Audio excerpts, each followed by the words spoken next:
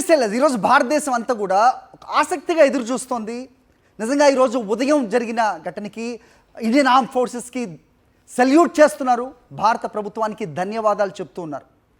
In fact I started my statement saying so.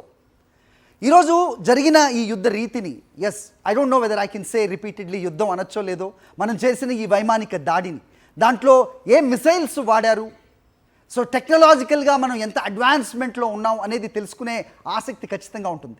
Can you tell us like looking at the way that how we deploy our missiles or drones, because ఆ luminosity అనేది ఉంటుంది, ఏ ఆయుధాలు వాళ్ళ మీదకి వెళ్ళాయి, ఎలాంటి weapons మనం ప్రయోగించాం అనేది. Can we talk about it if we may? Sir, very clear గా గవర్నమెంట్ కూడా ఇప్పటికొచ్చి ఎలాంటి మిసైల్స్ మేము పాకిస్తాన్ మీద వాడాము అన్నది ఇంకా క్లియర్ గా స్పష్టంగా చెప్పలేదు sir. But we can make an informed guess if they have used maybe smudge, they would have used Pinakas, the Air Force would have used its own missiles and the Navy would have used its own missiles. కాకపోతే official గా ఇంకా ఏ ప్రమాణము government తరఫు నుంచి రాలేదు. But couple of things which have come very clearly sir, that Pakistan's air defence system has failed completely. their air defense system could not identify and could not destroy the missiles before they hit their targets. ఇదే కాకుండా వాళ్ళు China నుంచి కొన్న JF-17 air craft కూడా విఫలం అయింది. One of the aircraft got destroyed. This is what I had seen in one of the news channels. I do not know whether it is right or wrong. But somewhere Pakistan, it has come out very clean. Pakistan does not have the capacity to fight back a strike of this coordinated nature. In fact, sir, gatalo last 2-3 years nunchi Indian Army is talking about theaterization of commands అని చెప్పేసి ఒక concept గురించి మాట్లాడుతుంది, where army, infantry and the air force will fight a coordinated battle in a given scenario. So this final execution can be seen as a new dawn in India's defense system, that I can strike on a target with a coordinated effort of Navy, Air Force and the Army also. So this is a new beginning, sir. See, sir, try to understand, this is not the end of terrorism, but this is the beginning of our message to terrorism, that this terrorism has to stop. So దీన్ని మనం end of terrorism కి లా భావించకూడదు. ఎందుకంటే as per a report, there are more than 30,000 trained militants in Pakistan. Because వీళ్ళు ముందే అనుకున్నారు, భారతదేశం ఇలాంటి ఒక దాడి ఖచ్చితంగా మన టెర్రరిస్ట్ ట్రైనింగ్ క్యాంప్స్ మీద చేస్తుంది. అందుకే వీళ్ళు ముందే అక్కడ ఉన్న టెర్రరిస్ట్ అందరినీ, టాప్ లీడర్స్ అందరినీ నయన్ అనుకొని వీళ్ళందరినీ ముందే తరలించేశారు. సో బికాజ్ వీళ్ళని ముందే తరలించేశారు కాబట్టి ఇంకా చాలా మంది టెర్రరిస్టులు ఇంకా పాకిస్తాన్ లోనే ఉన్నారు. సో మనము ఇప్పుడు ఆన్ ప్రయారిటీ చేయాల్సింది ఏంటంటే, we should activate our ground intelligence and try to know where these terrorists have been given safe haven, and we need to target those locations also. And Pakistan has to accept, if not now, never, that it has given shelter to terrorism. And whatever BJP did, whatever our government did this time, it is a very clear message to the public that we will retaliate any misadventure of Pakistan against India. Sir, believe me, 7th May 2025 will be written in the history of India's post-independence with golden letters, because we have given a very strong message. Sir, this message is not only to Pakistan. This message is also to all those countries who support terrorism in any form, be it sponsoring terrorism, be it ideological persuasion, whatever they do. It is a message to all those countries that you cannot do terrorism in India and get away from it. So okay. This is a classic message and response that we have given to the world, sir. Wonderful, Oberoi garu. So నాకు మీకు తెలుగు తెలుసని తెలియక నేను ఇంగ్లీష్లో అడగడం జరిగింది. So మీరు తెలుగులో బదిలిస్తే కనుక మా వ్యూవర్స్ కూడా they can really comprehend. Thank you so much. Yeah, so you be there sir. Jaganmohan Raju గారు, జగన్మోహన్ రాజు గారు నమస్తే అండి. జగన్మోహన్ రాజు చెప్పండి ప్లీజ్. సో ఏ రకంగా చూడాలి? ఎస్, ఒక్కసారి మనం జరిగిన ఇప్పుడు ఇంతకు ముందు ఓబెరాయ్ గారు చెప్తున్నట్టుగా సో మే 7th అనేది చరిత్రలో లిఖించదగ్గ రోజు అని మాట్లాడాం.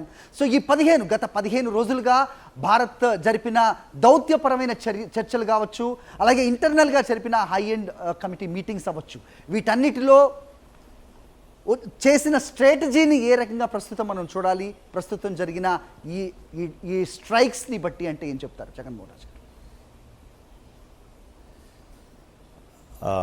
Of course, as Wing Commander Jagan Mohan Manthana, it is way above my pay grade to discuss something done at the national level.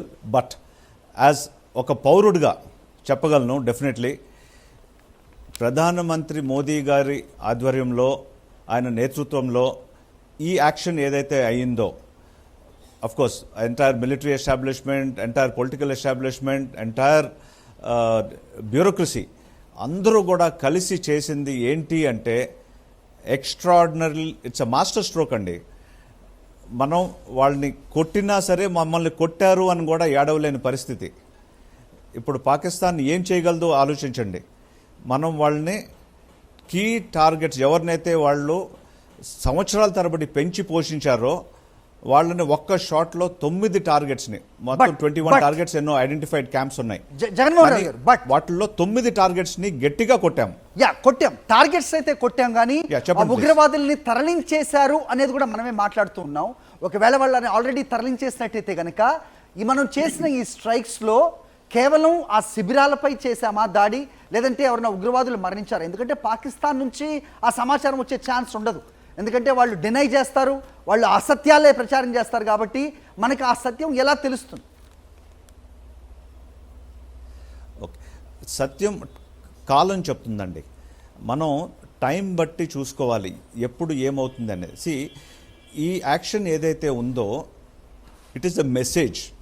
మన target, as the honourable prime minister has announced, is we will seek and destroy. ఎక్కడున్నా సరే పట్టుకొని కనుక్కొని వెంటాడి ఛేదించి వాళ్ళని కొడతాము అని చెప్పి క్లియర్గా చెప్తున్నాం.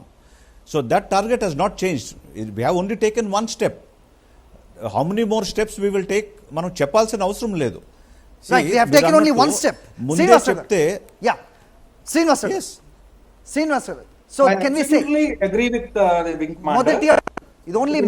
ప్రధానమంత్రి చెప్పింది ఏ కోపంతో అయితే మధుబనిలో స్టేట్మెంట్ ఇచ్చారో అది ఇంకా పూర్తి కాలేదు. ఇది మొదలు పెట్టాం అంతే. ఇంకా ఇంకా ఏమొస్తుంది అనేది అది ఆపరేషనల్ సీక్రెట్స్ కానీ అది కానీ మనకు తెలియదు. కానీ మనం నమ్మాల్సింది ఏమిటంటే భారత ప్రభుత్వం ద్వారా ఏవైతే బ్రీఫింగ్స్ ఉంటాయో, ఇండియన్ ఆర్మ్ ఫోర్సెస్ ద్వారా జాయింట్ బ్రీఫింగ్స్ ఉంటాయో, దాంట్లో వచ్చే సత్యాలని మనం నమ్మాలి. ఎందుకంటే వార్ లైక్ సిచ్యువేషన్లో కానీ, వార్లో కానీ misinformation, psychological operations, information warfare ఇటువంటివి జరుగుతూ ఉంటాయి. మనల్ని భ్రమించడానికి, మనల్ని మభ్యపెట్టడానికి పాకిస్తాన్ అన్ని వాళ్ళు చెప్పేవన్నీ మనం నమ్మకూడదు.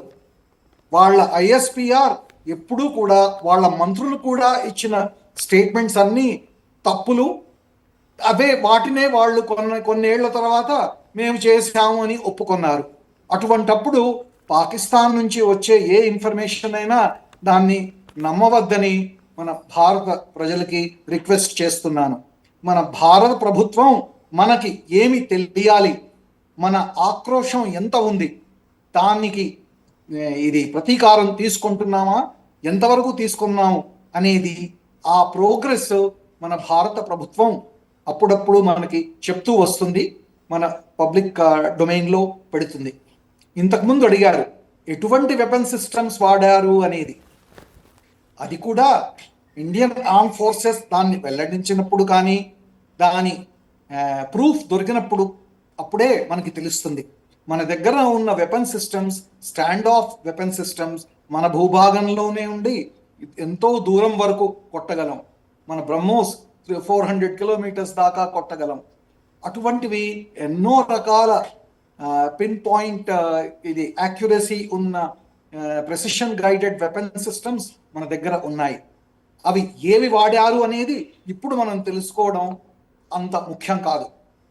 మనం ఏదైతే ప్రధానమంత్రి మనకు ప్రామిస్ చేశారో అది ఎప్పుడు అవుతుంది? వాళ్ళ మొత్తం ఇన్ఫ్రాస్ట్రక్చర్ని నాశనం చేయడం, వాళ్ళ ఏదైతే వాళ్ళకి కాస్ట్ ఇటువంటి ఇటువంటి చర్య తీసుకున్నందుకు, పహల్గాం అటాక్ చేసినందుకు కాస్ట్ ఆఫ్ టెర్రరిజం వాళ్ళకి తెలిసి వచ్చేలా చెప్పాలి.